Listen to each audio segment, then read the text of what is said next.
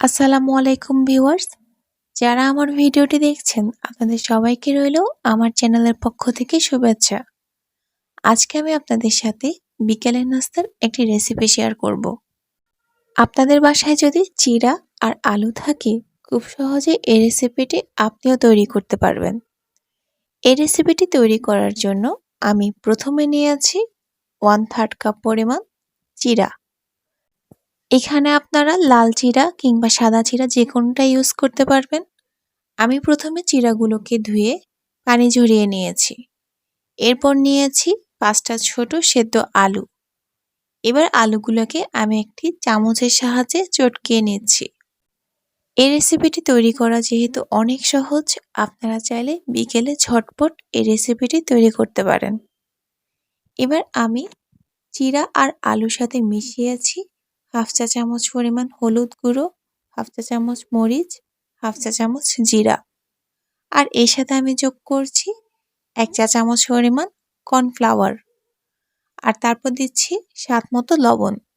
আমি এখানে 1/2 চা চামচ পরিমাণ দিয়েছিলাম।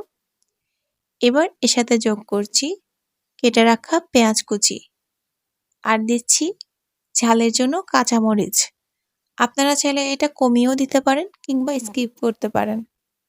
আর সবশেষে দিলাম পেঁয়াজ পাতা আর ধনে পাতা।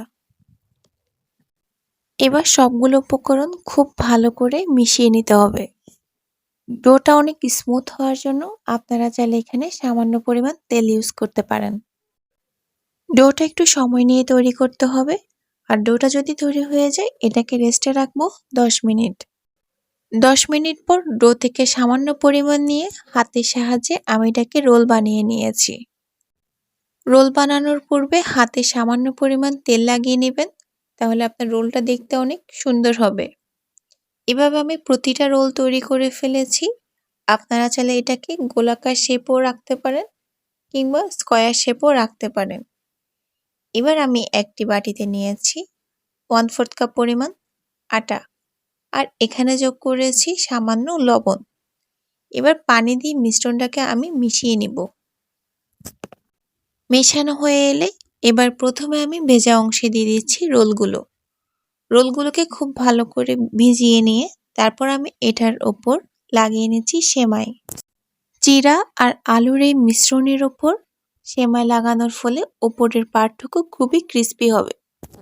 আপনারা চাইলে এখানে ব্রেড ক্রাম্পও লাগিয়ে নিতে পারেন। সেম প্রসেসে আমি প্রথমে এই রোলগুলোর উপর লাগিয়ে নিয়েছি ময়দা আর লবণের মিশ্রণটুকু, তারপর লাগিয়ে নিয়েছি সেমাই। এভাবে আমি সবগুলো রোল রেডি করে ফেলেছি। এবার এটাকে তেলে ভেজে নেওয়ার পালা।